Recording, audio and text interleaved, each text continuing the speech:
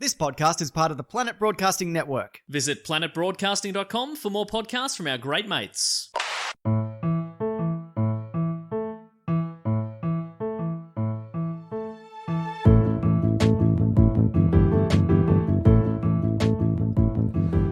Hey team, just Dave here at the top of the episode to tell you what you're about to listen to was recorded live in London just a couple of weeks ago now. The third last show of our UK tour. If you're obsessed with putting things in order, this was actually the one recorded in the afternoon before our Christmas episode that we put out last week. So thank you so much to everyone that came along to those, packed out both London shows, some of the best times I've ever had doing a podcast live on the stage. I'm just going to put a note at the top here that there is a middle section where Matt goes and joins the audience, as he often does, and then there's a bit of a strange thing. I'm sure it will come across in the recording, but just so you know, there was a lady in the audience who could not get over the fact that Matt looked a lot like her brother.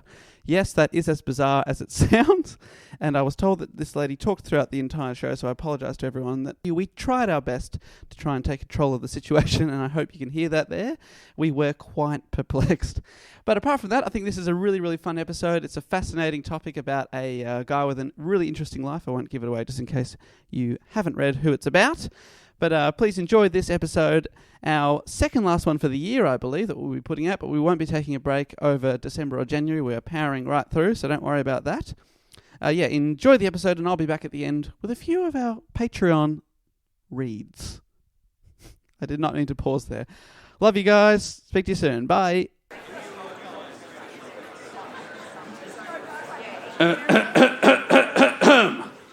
Ladies and gentlemen, welcome to 229 The Venue. How you doing out there? All right, cheer now if you're ready to podcast. Cheer now if your name is Greg. Oh my God, Greg didn't turn up. The show has been cancelled. No, ladies and gentlemen, thank you so much for coming out. Could you please put your hands together and welcome to the stage all the way from Melbourne, Australia. It's Do Go On!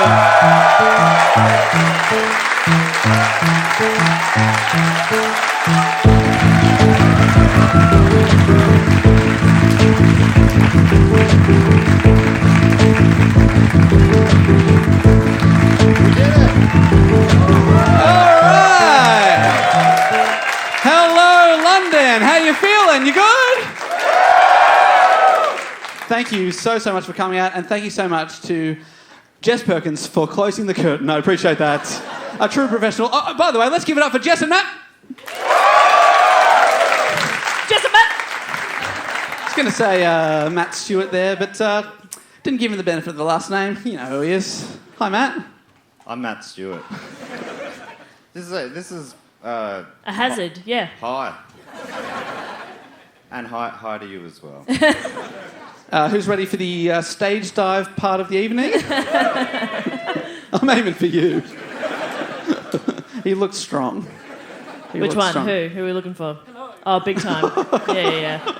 I mean, catch me. As soon as you said hello, I downgraded that strength. I'm so sorry. Hello. This big tough man will catch me. Yeah. Hi. No. We'll all plunge to our death. Hello, everyone. Hi. How you doing up the back? Just making sure you could hear me. All good. You're a very polite crowd. I think it's because it's 5 p.m. But you wouldn't know that because the sun set about 7 hours ago. It's a dark place. Yeah, what the fuck is this place? What's going on here? It's summer at home. It's crazy. 37 degrees tomorrow in Melbourne Yeah. it is. Yeah, that is too hot. You're right. We are happy to be away from home. London's sick though. I accidentally walked across a ruins today. You got so many ruins, you can just stumble upon them. There was I looked up and a man was walking his dog across it. It took a piss on On history. Edward III's house. You don't give a fuck. Oh, we got lots of kings, no worries. That's just one from the 1300s. Anyway, it's I couldn't believe it. Honestly, that dog took a piss on your... And you don't care. Imagine if it was a corgi taking a piss on your current monarch. That probably happens daily. Yeah. Yeah, that's one of those things. I don't like dogs. Oh. Who's with me? Sorry, what? This has been a debate that's been happening between these two for the entire 2 weeks. It's been a lot of fun. I got a puppy and it makes me a better person than him, so... the same. It makes him a stinkier person. Nah, good on dogs. Well, I think they've all got their part to play. Just do it away from my house. And Edward III's house. Yeah. Yeah. Respect houses. Yeah, that's it. That's dumb. Dave, start the show. Thank you so much for joining us tonight here in London. What an absolute pleasure it is to be back at 229, the venue. Give me a round of applause if you've ever heard our show Do Go On before. Thank you. Fantastic, love that. Why do I feel like they're ganging up on me? I even dressed like Matt today. Oh, I'm sad. Wow, that was true. I'm very happy. Shut up, sad man. Other end of the scale, give me a round of applause if you've never heard our show before. Mate, I think it's just you tonight. And one in the front. okay. Thank you so much. I've never seen someone as proud as that. Great to have you in. Have you been dragged along? Yeah. Yeah. Well, thank you so much for joining us. Do you have any idea what this show is? No. Absolutely not. Fantastic. What do you think of it so far? It's great. It's a show called Dog Debate. Where do you stand? On the dog. Wow. Sounds like you're on Team Matt then. Get off the dog! I think that's a third position. On the dog. Not with the dog. Well, great to have you here nonetheless, Dog Killer. And what we do here at the show is we take it in turns to report on a topic, usually suggested by a listener, and tonight it is my turn to report on a topic. Thank you kindly, thank you so much. Supportive cheers to you, hurtful to us. But Yeah. No, nobody said thank God out loud.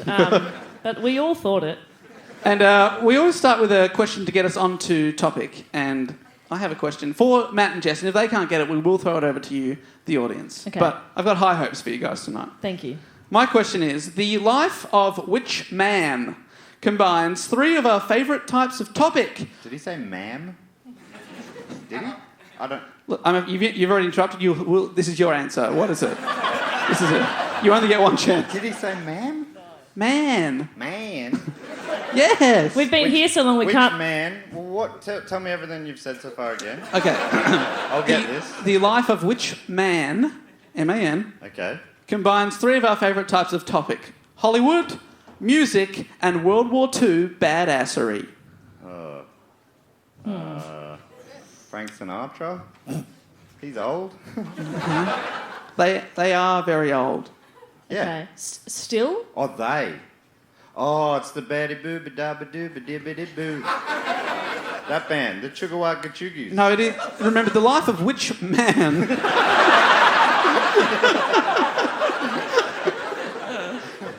Okay. All right. New info. Let's see. Yeah, sorry, I should have led with that fact, shouldn't I? I stand by Matt's original answer. Colonel Sanders? No. He doesn't really do any of those. But he was a man, was he? Yes. Okay. Does anyone know? Christopher Lee. Oh. It is Christopher Lee! Well done. This has been suggested a lot, I A think. lot. Yeah, because he was a vampire or something? Oh, yeah. He's been suggested by 18 people. Whoa. I'm going to read out their names real quick here, just in case any of you are in tonight. Thanks so much for suggesting this. If your name is Keridwen from Western Australia, Pete Jopson from Accrington here in the UK, Michael Berensey from New York, Sam Lillis from Sydney, Justin Godley from Canada, Nicholas Columbus Flanders Farmer. I bet he's in tonight. You in? From WA, Fraser Green from Canada, Johnny Dawson from Leicester. Nope, not here. Okay, fair enough. Brent Carpenter from Barnstaple in North Devon. You know what? Are you telling me that is... You've combined the word barn and the word staple and then come up with a completely new meaning? What is it? Bonschwapple. Okay. Okay, that's Sorry. done. Let me go again. Brent Carpenter from Barn Truppel in North Devon. Well, you know, at least he knows how to do a scone right. Cream first. A scone. You'll get... Devone. Devone. All right, calm down. It Who is scone, cares? right? It's scone. Who fucking cares? They cared in Dublin, actually. They cared. They cared a lot. It's the score. That's Scottish. It is kind of funny that you've gone, who cares, when you were the one who corrected me. Yeah, true. I just don't want to get mobbed. We're really outnumbered. I can take like 200 of them, and then you guys are on your own. Do you reckon they'd mob over scones? Okay. Mobe over scones. Just over halfway through this list, guys, so... Devin Bruns from Cedar Rapids, Sean Gallagher from Mokina. Yeah, no correction there, all right. Susie Odorico from Hervey Bay in Queensland, James Rampant from Victoria, Mr. L.H. Jones from Wrexham, Will Hudson from Essex, Why are you doing this? John Collins from Ireland, Jay Swan III, I'm just making them up now. You just wanted to say the Flanders one. I did. And also Adam Knight from Croydon in South London. Are you here? Are you here? Yes! Worth it. Absolutely worth it. Yes. Thank you so much. What you don't know is I paid that man £20 to pretend to be. So... All right, so do you know anything about Christopher Lee apart from the vampire stuff? I was in some sort of one of the Star movies, Trek or Wars? No? Fuck. Yeah, one of those is right. Jess, any info on... Yeah, heaps, but I mean, you'll get to it anyway. So All right, thank you. Hate to step on your toes there. So, yep. All right, well, Christopher Lee was born on the 27th of May, 1922 in Thank you so much. I thought that you were interrupting because I'd mispronounced 1922.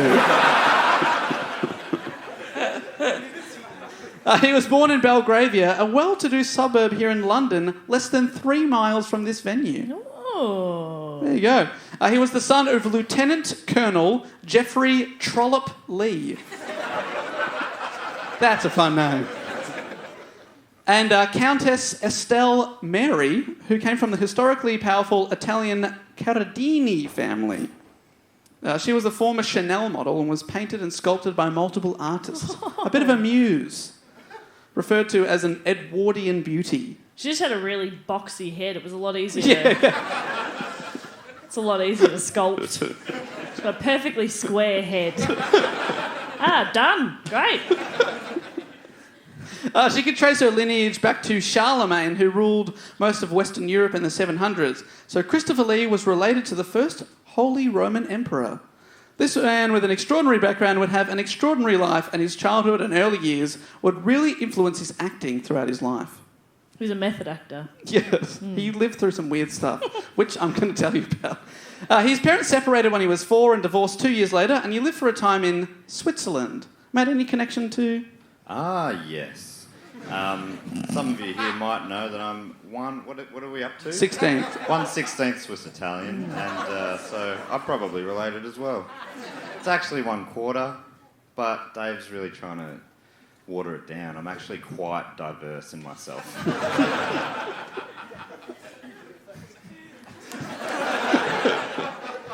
If anyone wants to offer any grants, yeah, it's about time that a guy who's a few different kinds of white got a leg up.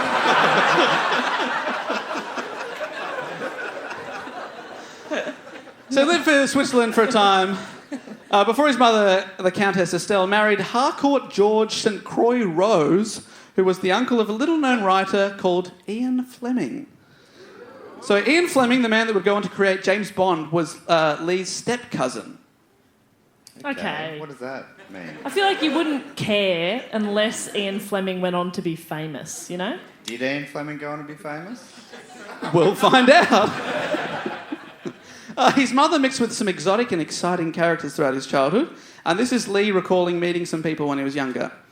Quote, when I was a small boy, I was hauled out of bed by my mother in our home in Kensington, saying, come downstairs and I'll introduce you to two men who are here for dinner. She told me, you probably won't remember what they look like, but one day you'll remember that you met them.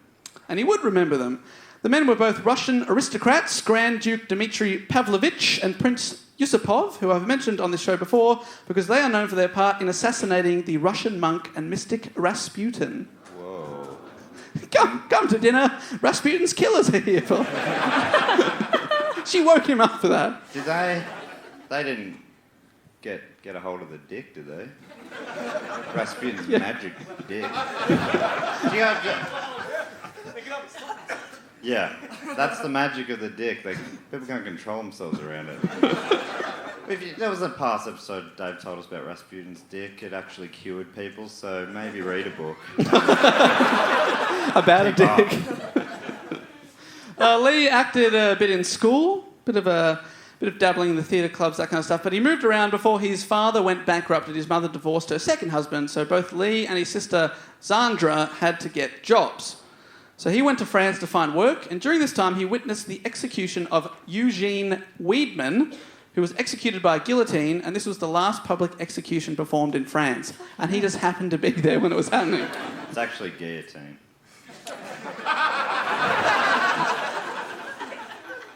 This was 1939. I mean, 1939 historically is not a good year. Yeah. For a couple of reasons. Yeah. It's quite the opposite, yeah. But they were still guillotining people in 1939. Huh. Yes. Much more historical. Are you saying it's a bad year because they stopped guillotining people in that year? Horrific. This is the man who's going to catch you. Yeah. I'm getting less and less confident. Lee's childhood connections to Ian Fleming, Rasputin, and witnessing this execution would all come back into his later acting career. He's a method man, as he said. So that's his childhood, but now it's time to enter the World War II badass part of his life. When the Second World War broke out, 1939, not a good time, as a 17-year-old, Lee volunteered to fight for the Finnish forces during the Winter War. He and the other English soldiers were kept away from fighting, so the following year, Lee enlisted in the Royal Air Force, where he worked as an intelligence officer, specialising in decoding German ciphers, because one thing I haven't mentioned is the fact that Lee spoke 6 languages fluently. That's too many. Including... 4 more or 1 less. Yeah. You want him you to- get it now. You just want him to forget French or something. Who needs it? He could speak English, Spanish, French, Italian and German, and also knew a fair bit of Russian and Greek. How? I think most of those are basically the same. Buongiorno, buongiorno, buongiorno, they're all... Yeah, that's true. He then served time in North Africa, where he was based with the Long Range Desert Group, which was a precursor of the SAS, the real badasses. Lee then moved behind enemy lines from base to base, sabotaging Luftwaffe planes and airfields along the way. He was assigned to the Special Operations Executive, a.k.a. the Ministry of Ungentlemanly Warfare. Whoa. We've talked about it on the show before. He was there. If that guy wasn't baffled before, the one who's never heard it before, didn't realise this is the one that brought them all together. This is that movie at the end of the Marvel movies.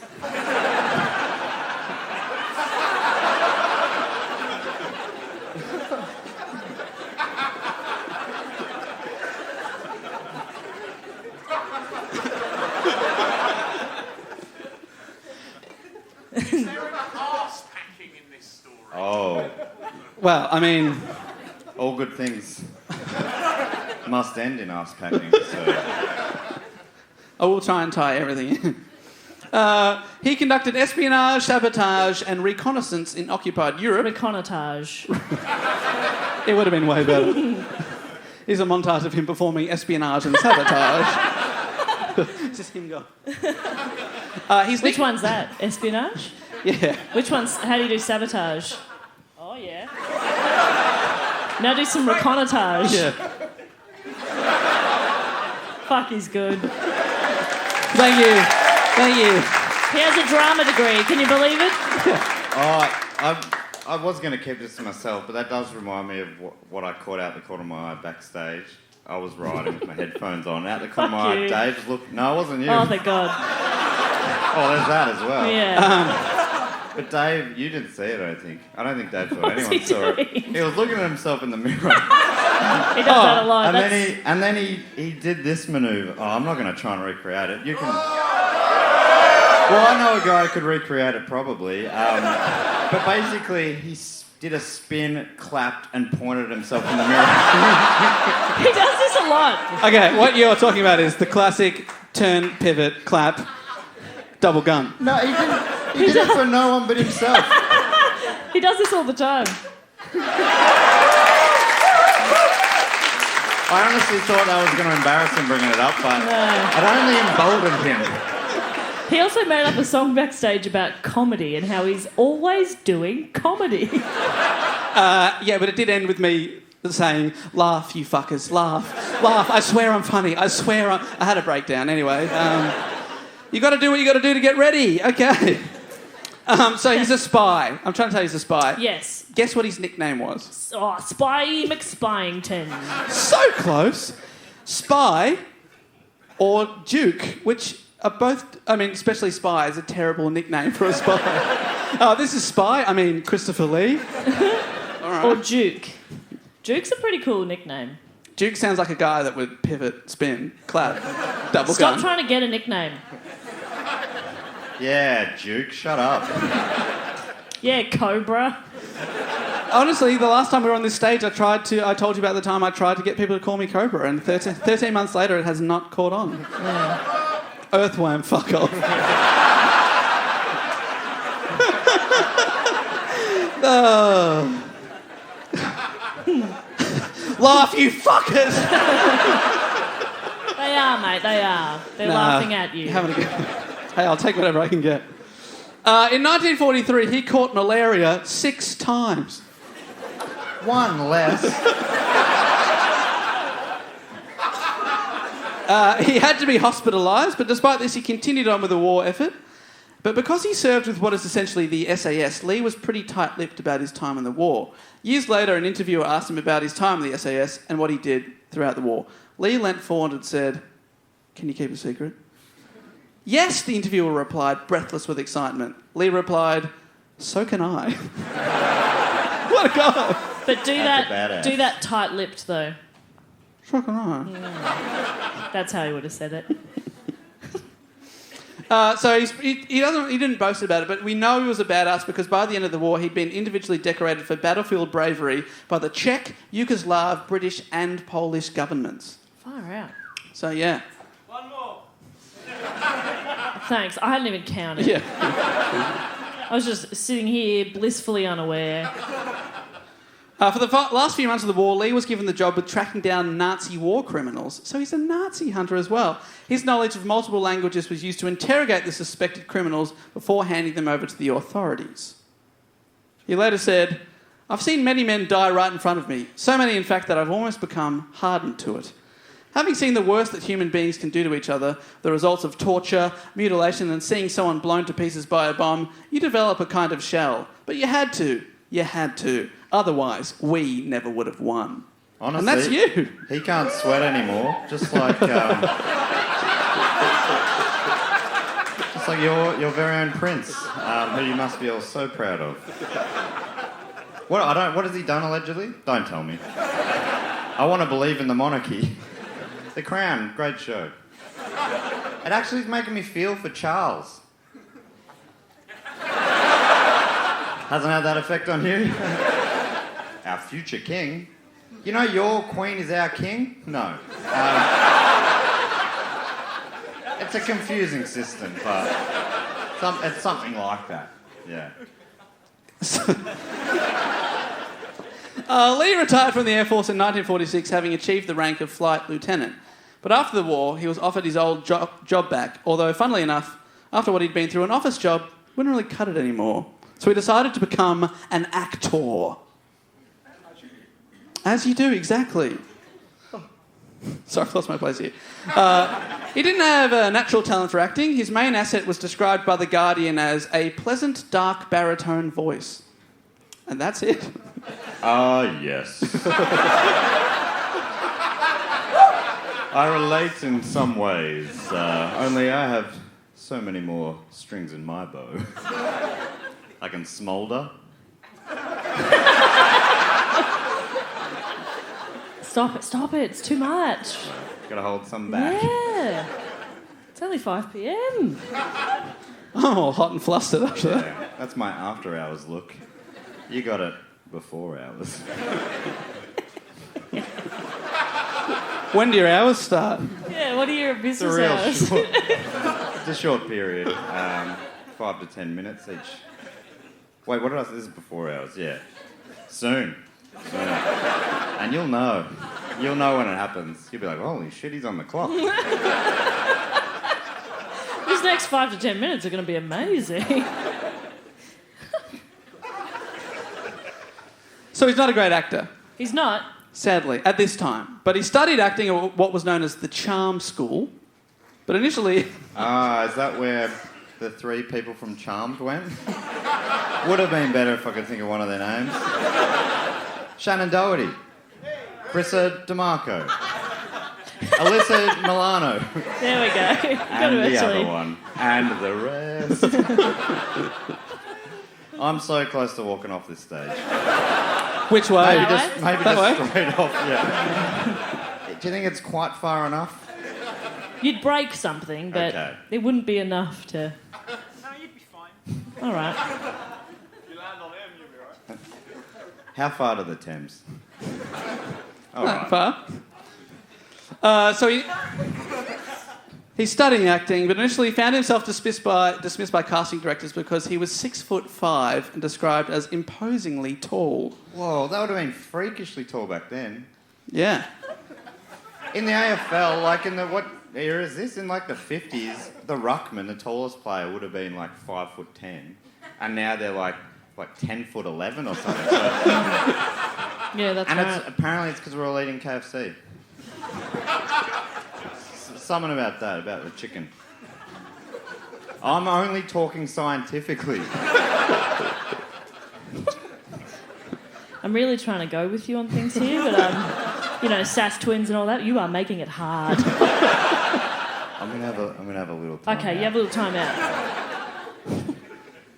Dave, do go on. So he's too tall. A film producer saw his How tall is he? 6'5". Well, that would have been massive back then. Wow. Yeah. I'll just keep talking. Great. Nothing else needs to be said. Actually, I know an obscure Australian sport.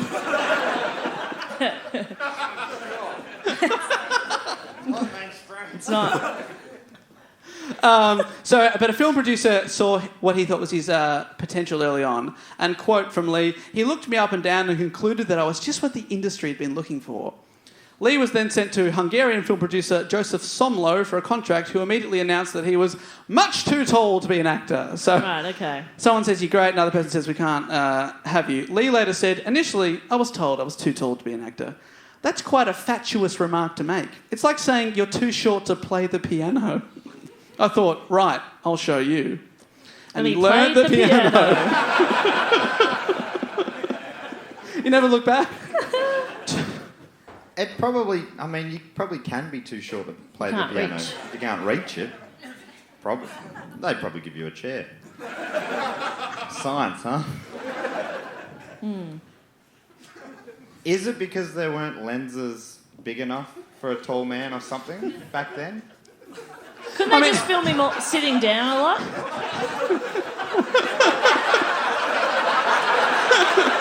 Matt Stewart, ladies and gentlemen.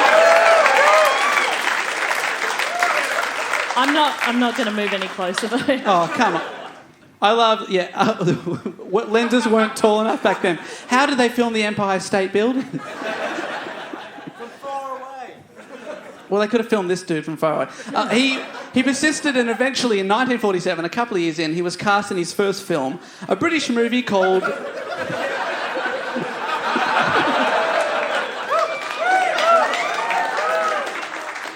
Matt is finding a chair.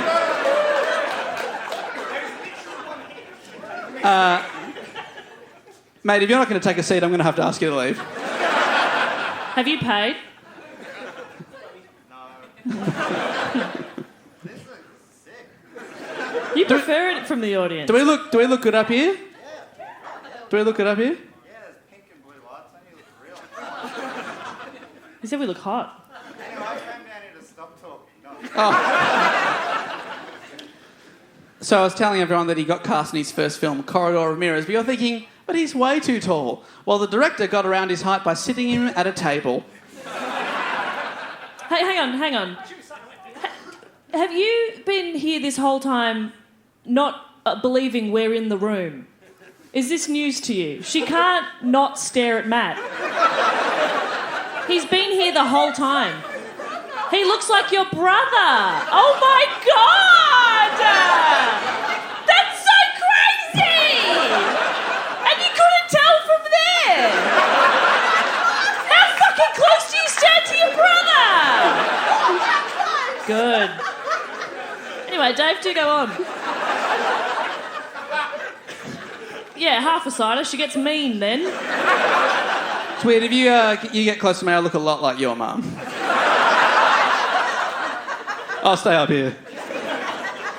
So, first film, guys. He's off. He's right. He's got the acting bug, and in the first year, he appeared in 8 films. Whoa. He's doing all right. He basically wouldn't slow down for the rest of his life from that point. He continued to play background characters for the next 10 years into his mid to late 30s, but he considered this time to be his acting apprenticeship, because at the time he had no idea what he was doing. Being on set, he watched and listened to the other actors, picked up some tips, and then he was finally ready to say nothing. Because his big break was playing Frankenstein's monster in his 40th film. 40th? 40th film. That's a nice number, though. Yeah. 40th? 40th film in 10 years. Oh, okay, yeah, that's a good innings. It was the 1957 film The Curse of Frankenstein. In the film, Lee played Frankenstein's monster, and Peter Cushing played Baron Victor Frankenstein. It was the first film to co-star Lee and Cushing, who would go on to co-star in 20 films together. And this would turn out to be Lee's breakthrough because his role as Frankenstein's monster led him to be cast as Count Dracula in the 1958 film Count Dracula. Oh, I thought he was an actual vampire. I'll get to that bit, sir. They're a chatty crowd. Yeah, my God. It's weird. Dracula was a role that Lee occupied so well that his portrayal became synonymous with the character's appearance in popular culture. Right. So if you imagine an archetypal Dracula right now, chances are you're imagining Christopher Lee. He's just the guy. He also added what has been described as a dark, brooding sexuality to the character. Oh, Matt. Journalist and historian Tim Stanley wrote that, quote, Lee's sensuality was subversive in that it hinted that women might quite like having their neck chewed on by a stud. No. I speak for all women. Yeah. No. That's fucking weird. Yeah, don't chew on it. That's gross. All slobbery. Get off. What are you doing? Anyway. Well, you'd be surprised to know the film was a real hit and made Lee famous. He started many other films afterwards and continued to be prolific with his output. In 1965, 6 years later, he was asked to star in a sequel to Dracula, Dracula, Prince of Darkness. And this film, Dracula is completely silent, with Lee later stating this is because he read the script and hated it so much that he refused to say his line. Lee later said, quote, I said to the film company Hammer, if you think I'm going to say any of these lines, you're very much mistaken. So they just made his character silent. Screenwriter Jimmy Sangster, who wrote the script, disputed this, saying that he didn't want the character to speak at all, later writing that vampires don't chat, so I didn't write any dialogue. They don't chat, they chew. Yeah. But the film was another hit, and it led to more sequels, many more. All up, Lee starred as Dracula in 11 films, including cameos, 7 of which were in the Dracula series. 11. One less. I'm sorry. All right, he starred in 20 Dracula movies. Matt, can you come back? Because without you here, I have to listen the whole time. I can't zone out. We're going to pick one member of the crowd to join us on stage. Hey, this guy. All right, come on up.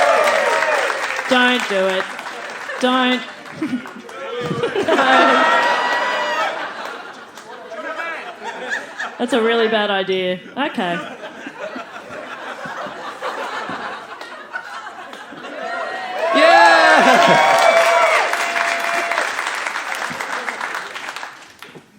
Yeah, that's sick down there. That's real good. I look like that lady's brother. And it was freaking me out. More the reaction than anything, but yeah, so he's a bloodsucker, but it sounds like... No, he's her brother. Okay. He's ginger. You don't have ginger people here. Obviously, apart from her brothers. Is this your family? The ones with their heads in their hands? Extended. Oh, right, so you're not the mum that I look like. No. Okay. Okay. It's actually, yeah, step cousin, so... Say again? He does. Yeah. What are the odds that I would have picked that chair? There's one there. Could have taken that one there, There's that one there. Honestly, I think I've started something that's not going to be able to turn around. We don't believe you, by the way. Prove it. Sorry about everything. So he kept playing Dracula, and he played the last character, Dracula for the last time 15 years later, and he was super over it. Speaking at a press conference to announce the film, Lee said, "I'm doing it under protest. I can think of 20 adjectives: fatuous, pointless, absurd. It's not a comedy, but it's got a good comic title. I don't see the point." And this is him trying to promote the movie. And I love that word, fatuous. Fatuous. He loves it. Do you know what it means? Fatuous. Sounds good, though. Sounds positive. lovely. I may be saying it wrong. You'll probably be surprised to know that after his ringing endorsement, the film flopped. So he didn't have to do it anymore. During these years, he also starred in tens of other films, having been in 118 movies by 1973. Two more. Don't worry, he's going to do a lot more. So 15 years in, he's done nearly 120 films. He played other monsters and villains, including The Mummy, Fu Manchu, and Grigory Rasputin, the man whose killers he'd met as a boy. Oh my God! It was all research. It's crazy. How method did he go? Yeah. How magic? Yeah. Finish it? No, it wasn't. You'll know it when you see it. He had a... Someone just said regret penis. And I don't know how he knew, but... Yeah. Okay. They are, yeah. Someone gave me a show in Australia a few months ago, and I said, the biggest thing I took away from the show was, how skinny are Matt's pins? That was the biggest thing they took away from the show. They weren't listening at all. Otherwise, the biggest thing would have been your amazing comedy skills. Hey, You were bracing for me to be mean. Yeah. Yeah. That's a good instinct. Your legs actually look a lot like my brother. It's outrageous. Don't freak out. I've got photos. I don't even have a brother. He also appeared in 3 Sherlock Holmes films, but he played a different character in each. He played Henry Baskerville in The Hound of the Baskervilles, then Sherlock himself, and then Sherlock's brother, Mycroft. Ah. He actually looked a lot like...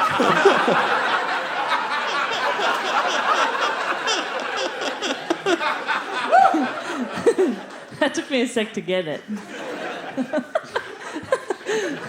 He had auditioned for the part in a film called The Longest Day in 1962, but he was turned down because he did not, quote, look enough like a military man, despite 100% being a military man. In 1970, Lee had a role as the on-screen narrator in Jesse Franco's film Eugenie. He did the film as a favour to the film's producer. What he didn't know was that it was a soft-core porn movie. I guess he didn't read the full title of the film, which is Eugenie... ... the story of her journey into perversion. So we went from bloodsucker to...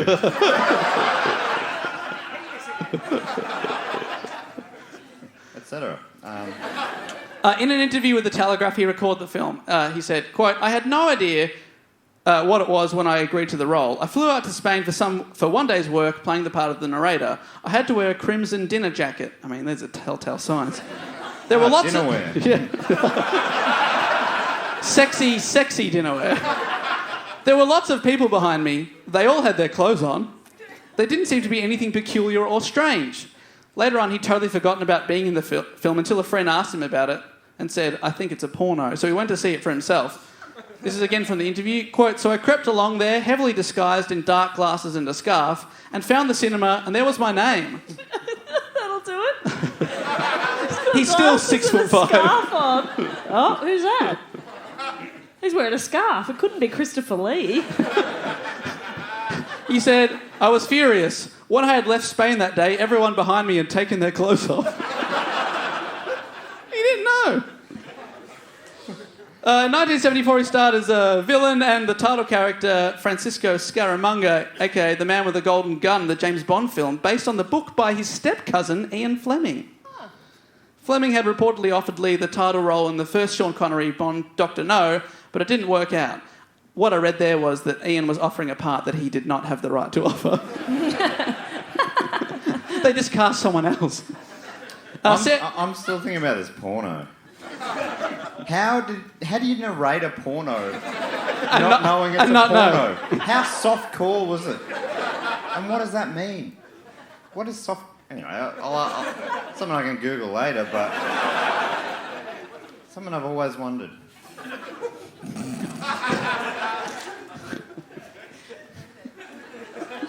Is that the kind of thing your brother has also... He starred as the best... This is... Why did I bring her in again? Yeah. He Sorry starred... to say, what's your name? Melanie. Hi. Let's talk later.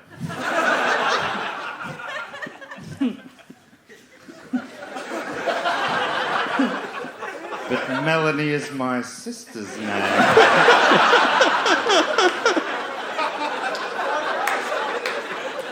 Could it be? So he's in the Bond movie. He starred as the best and most highly paid assassin in the world, commanding $1 million per hit. And whilst Lee wasn't quite paid that well in the movie, it was his highest paying film until his later years, getting over £40,000 for his appearance. Despite this, he lamented, "The Bonds get the big money and they save on the heavies." All right, mate. It wasn't enough. The Bonds get the big money. Yeah. Well, you're the In a star James of the Bond show. film. Oh, they pay him more. Yeah, no shit, The dickhead. film is called The Man with the Golden Gun, and I'm the man with the fucking golden gun. If I don't go on, there's no show. I'm the titular man. I do enjoy saying titular. Titular's fun. I love the Is word that softcore? What a fatuous remark. In the 80s, Lee played Charles Henry Sanson, the executioner in France who beheaded over 3,000 people using the guillotine, including King Louis XVI. Again, his younger years of witnessing the guillotine came back to help his acting. It's crazy. This whole time and throughout the rest of his life, Christopher Lee was supported by his wife, Git. I knew you'd enjoy that. Her full name was Birgit. What? She's Danish. I was saying boo git.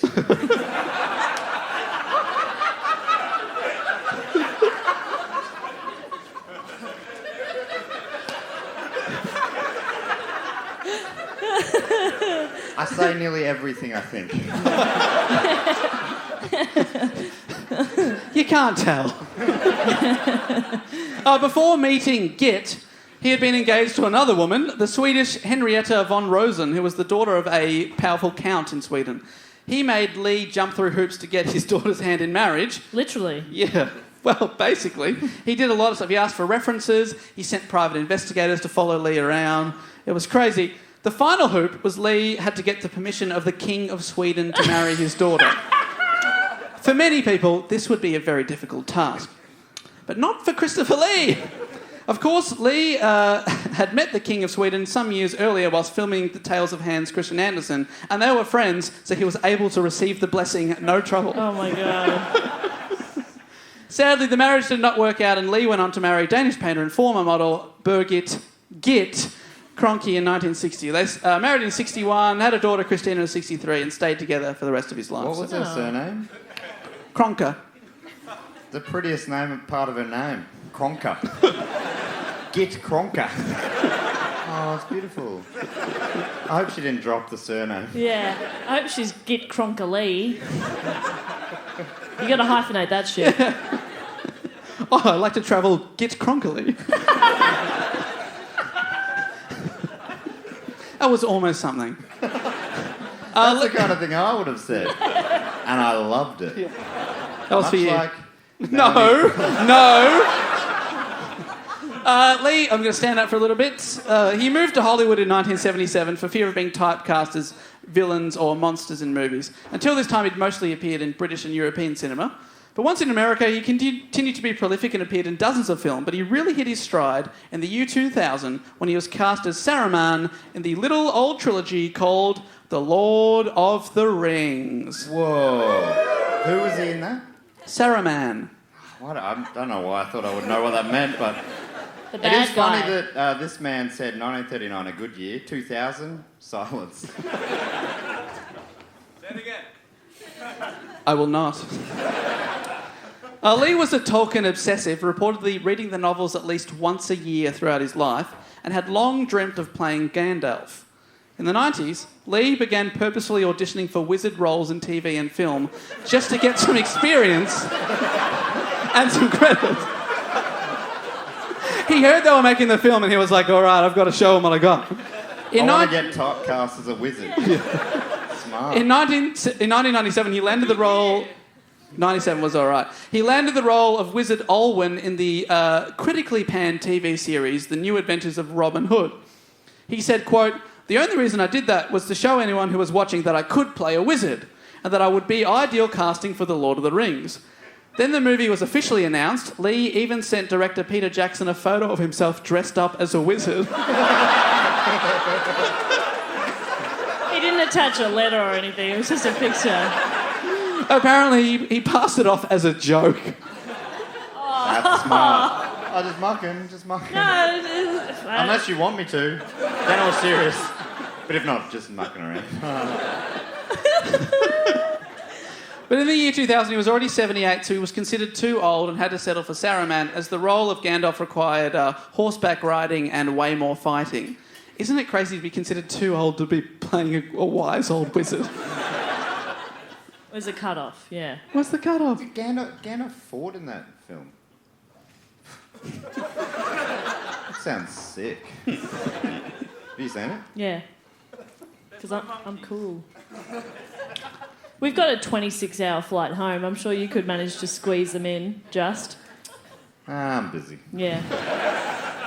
Of course, Lee's childhood again informed his role, for as a child, he once met the author J.R.R. Tolkien.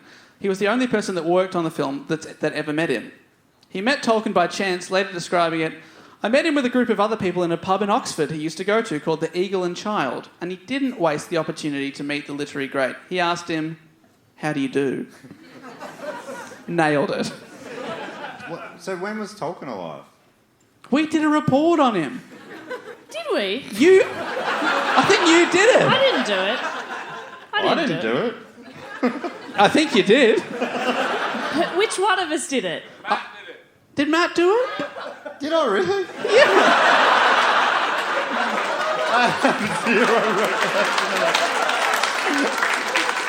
I could not have told you that we'd done a topic.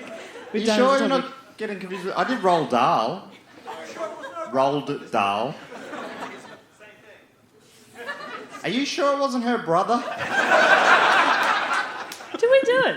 We did it. Wow, I should listen Yeah, back. well, it was alive, you know, yeah. It was alive around Alive that around time. that time, so that checks out, as we Oh know. my God, I'm having an existential crisis right now. I had no idea. Are we okay? No.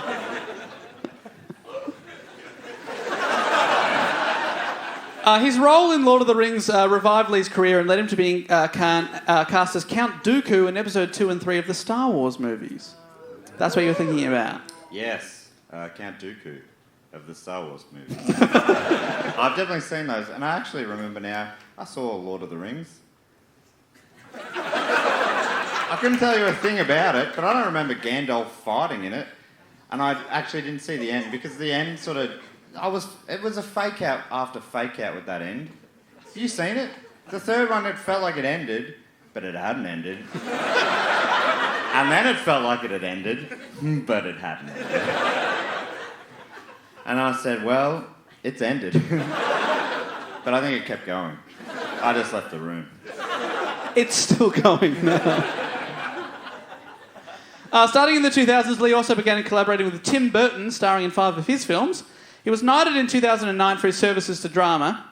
So the 2000s was easily his most successful decade, and he was in his 80s. Isn't that amazing? He was knighted for his services to drama, and he was told he can't act. Yeah. That's wild. What a legend. This guy's sick. This is the best report we've ever done. You'll forget it as soon as we walk through those curtains. Who's it about again? But in his late 80s and 90s, he added another string to his bow, heavy metal. Seriously.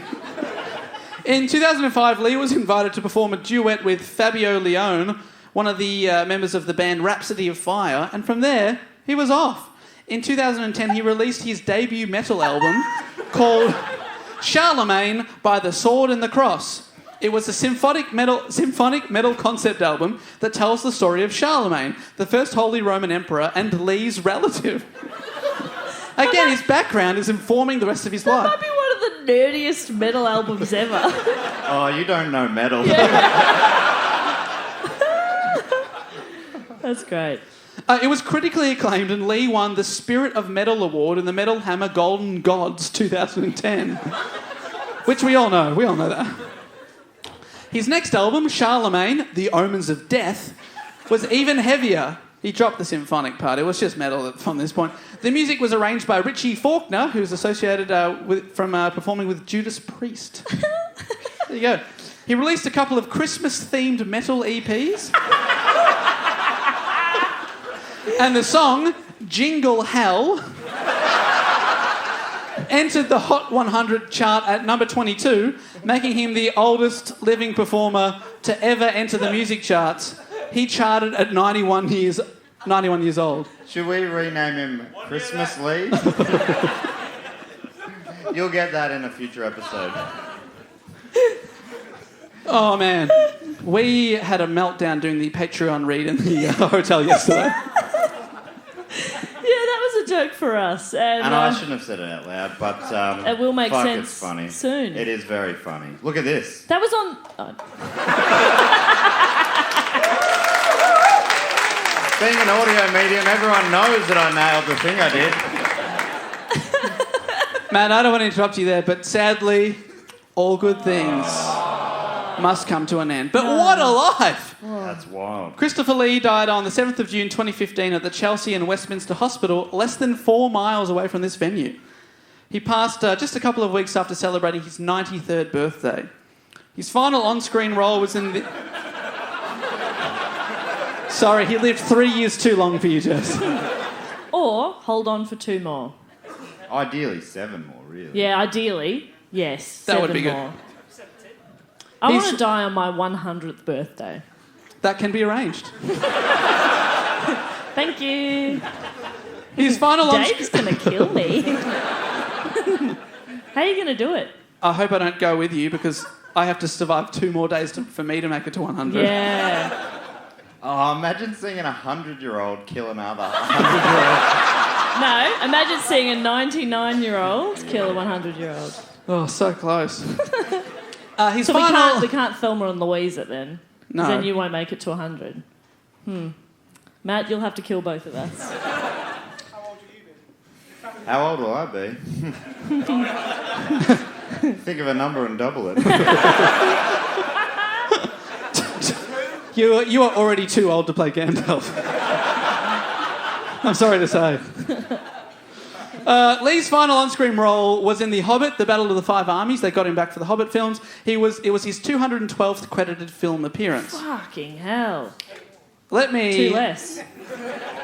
And just to wrap things up, I have a few more fun facts to round out the life of Sir Christopher Lee. What a fantastic life it was. Lee held the Guinness World Record in 2007 for the most screen credits. At that point, and he made more after this, he had made appearances in 244 films and TV movies. So if I haven't mentioned your favourite Lee film, then I'm sorry, there's just so many. Whoa. That was basically me stopping tweets. Yeah. Actually... I can't believe you didn't mention that film he did in 1971. Sir Christopher was a champion fencer. He showed this off on screen. He appeared in more on-screen sword duels than any other actor in history. What? He even did, as in the Lord of the Rings films, he did some of his own sword work. No, maybe Star Wars. Oh, Star Wars. No, he did. He did some Star Wars. The only stuff they didn't let him do was the stuff from a wide angle. I guess it's harder to cheat. Who's the Lord of the Rings character that's older than Gandalf?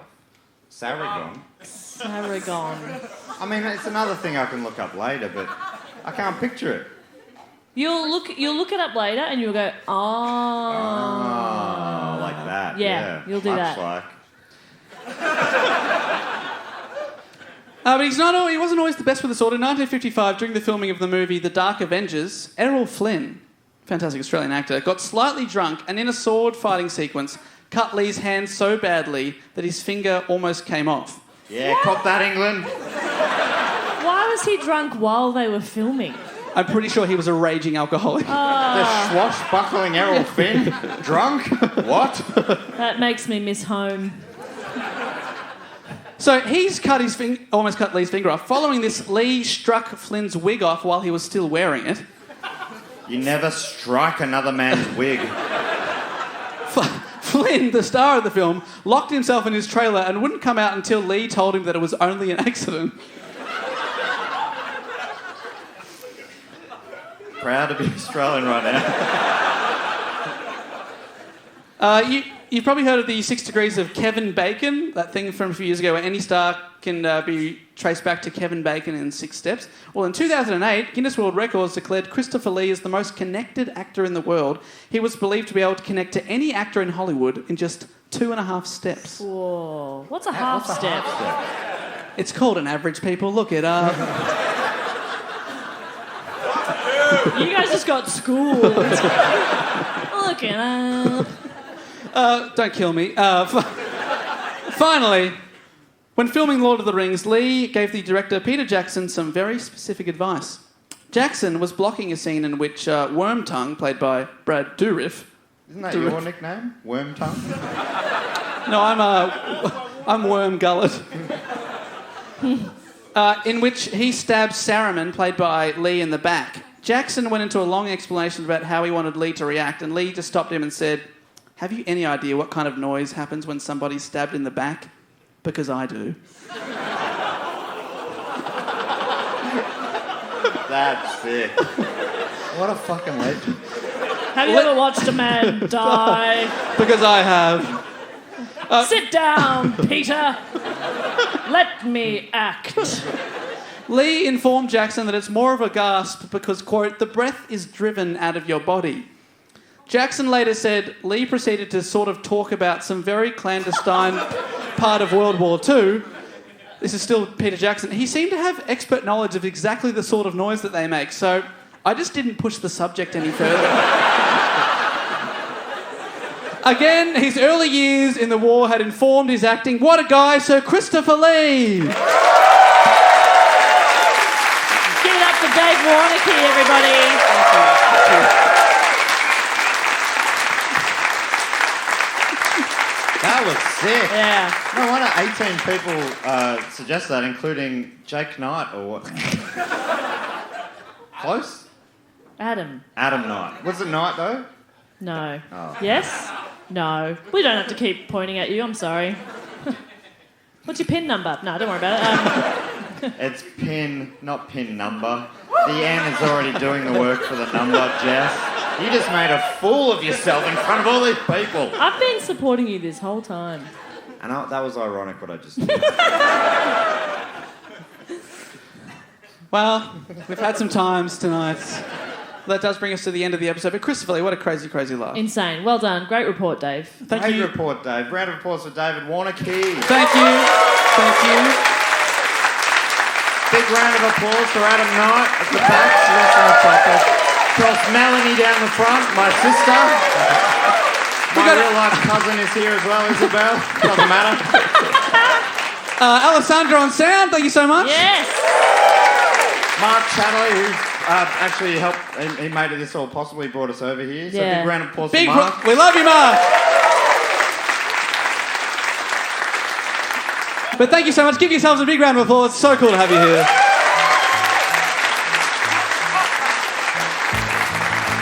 Thank you so much, London. And until next time, I'll say thank you and goodbye.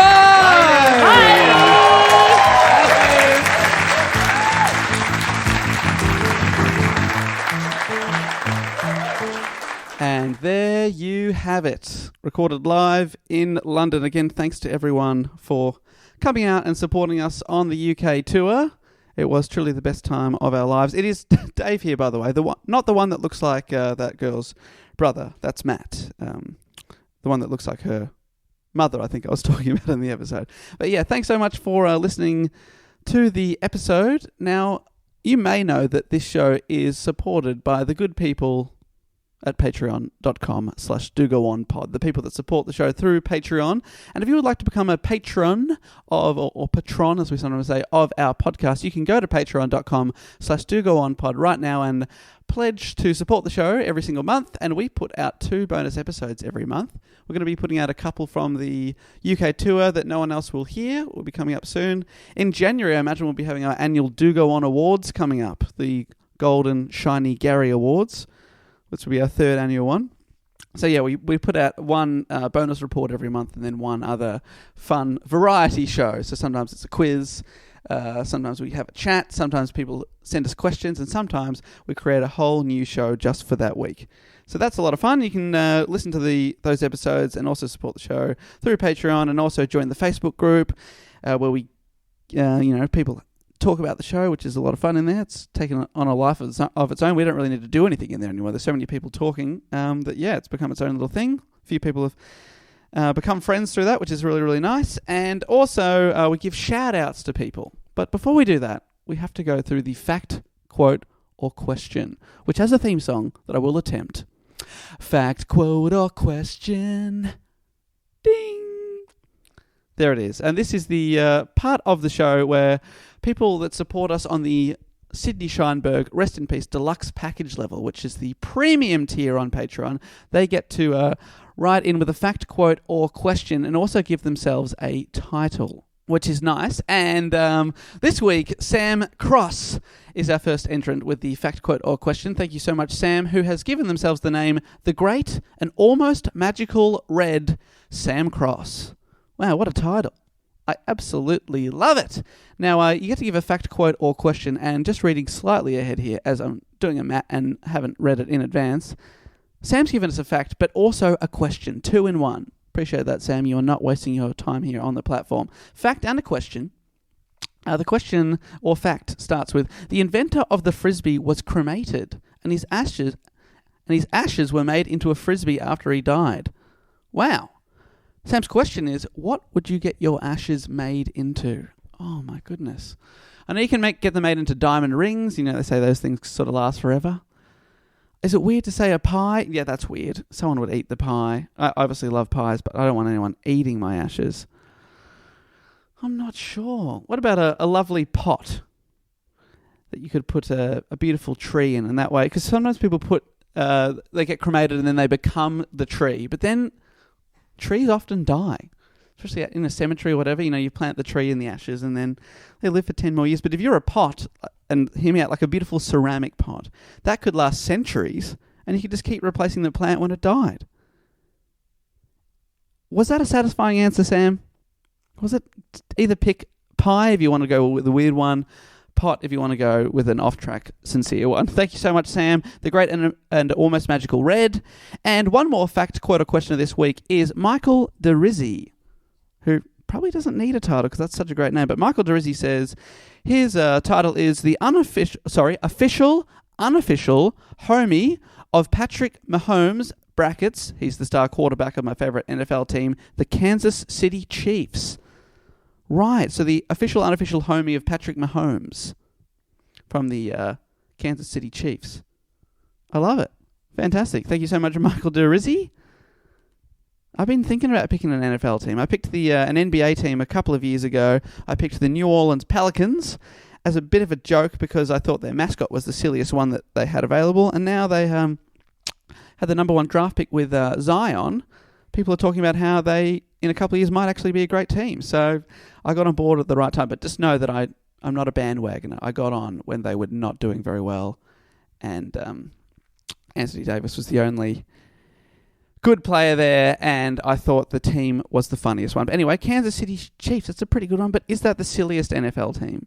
What's the silliest one? I really like the Raiders, the Oakland Raiders logo, because he has an eye patch, which I think is quite cool. But maybe tweet me at Dave Warnocky, what's the silliest NFL team? I'll pick one. I will pick one. Anyway, Michael DeRizzi, the official, unofficial homie of Patrick Mahomes, has also given us a fact, and it is about his beloved home state of Kansas. Thank you so much for writing in. Kansas, my home state, is home to the world's largest ball of twine. And if that's not exciting enough, no, it is. It is. It's 7,974,454 feet of twine rolled into a big ball.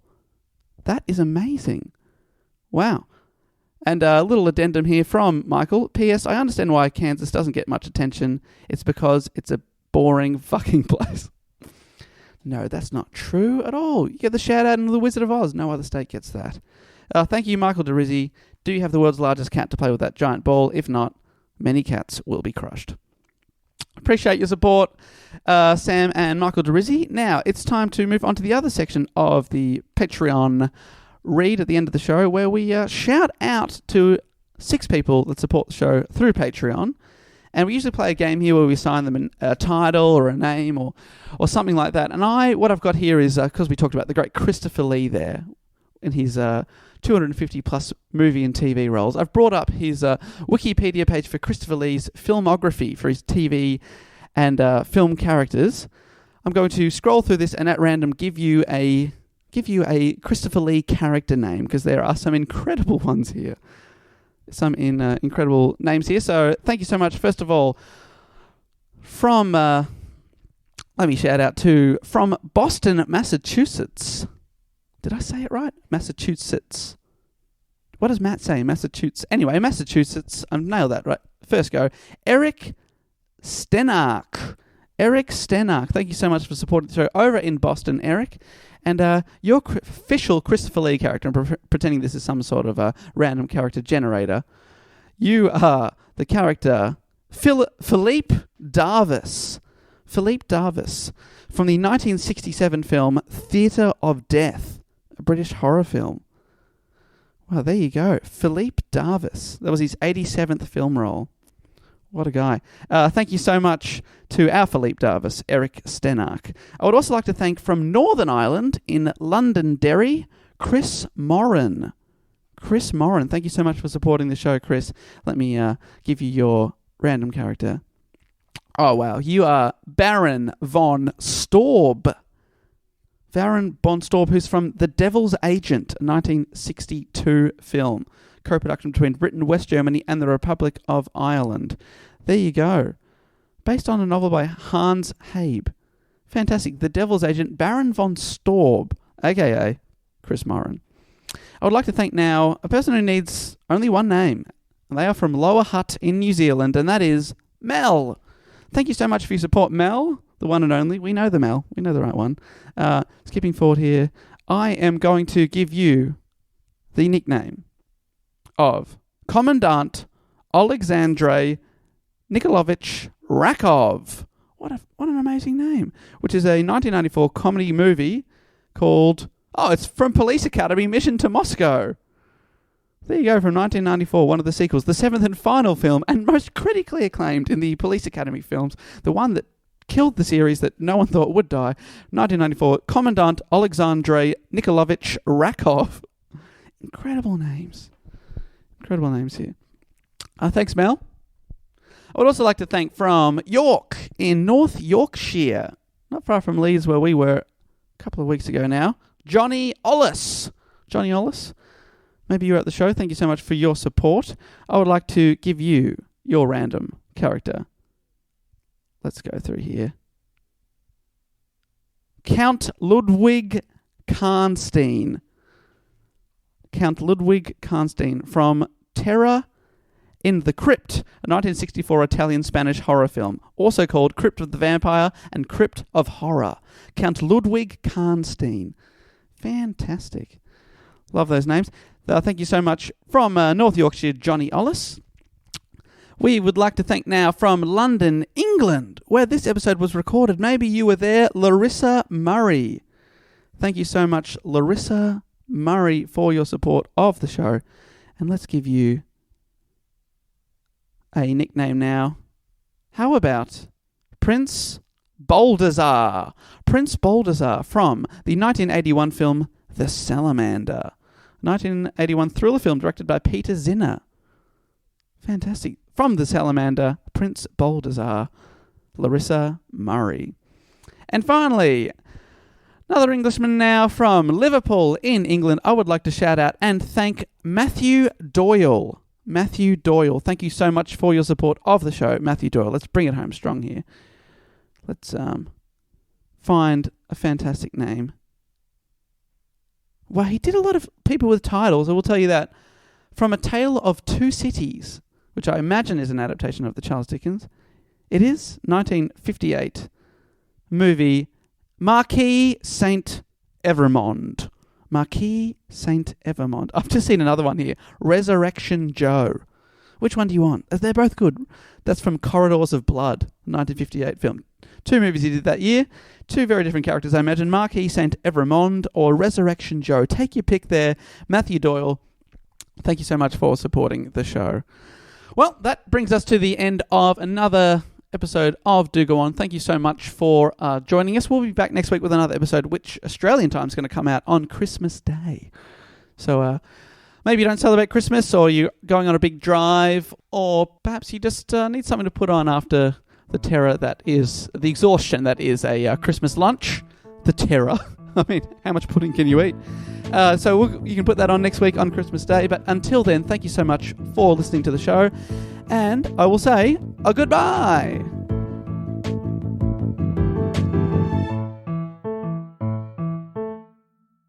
This podcast is part of the Planet Broadcasting Network. Visit planetbroadcasting.com for more podcasts from our great mates. I mean, if you want. It's up to you.